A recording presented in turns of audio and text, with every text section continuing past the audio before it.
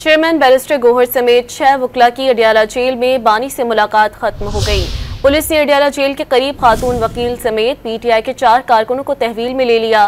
बानी की फैमिली को अडियाला जेल से पहले रोक लिया गया।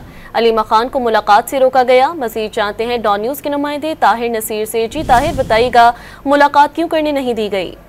जी देखें, आज बानी पीटीआई से सेंट्रल जेल अडियाला में मुलाकात कर रही थी और इस हवाले से बुशरा बीबी की भाभी, उनकी बेटी और इसके साथ साथ बानी पीटीआई के फैमिली मेंबरान अडियाला जेल के बाहर पहुंचे। ताहम अडियाला जेल हुकाम की जानिब से 6 पार्टी रहनुमाओं को इजाजत दी गई थी मुलाकात के लिए, जिनमें चेयरमैन पीटीआई बैरिस्टर गौर, बैरिस्टर अली जफर, मुबशर मकसूद, एडवोकेट अली इमरान, खातून रहनुमा रजिया सुल्ताना और वकील जहीर अब्बास शामिल हैं। इनको बानी पीटीआई से इजाजत मिली थी, जबकि इसके साथ साथ जो बुशरा बीबी की भाभियां मेहरुन नसा और बेटी मुबशरा शेख को भी बानी पीटीआई से मुलाकात की इजाजत मिल गई थी। ताहम जो गोरखपुर नाका है वहां पे रावलपिंडी पुलिस की जानिब से बानी पीटीआई की जो हमशीरें हैं और दीगर जो फैमिली मेंबरान हैं उनको रोक लिया गया था और उनको मुलाकात की इजाजत नहीं दी गई। इस हवाले से जो पार्टी क्यादत है वो ये कहती है कि इस्लामाबाद हाईकोर्ट का हुक्मनामा भी मौजूद है, इसके बावजूद बानी पीटीआई से मुलाकात की इजाजत नहीं दी जा रही।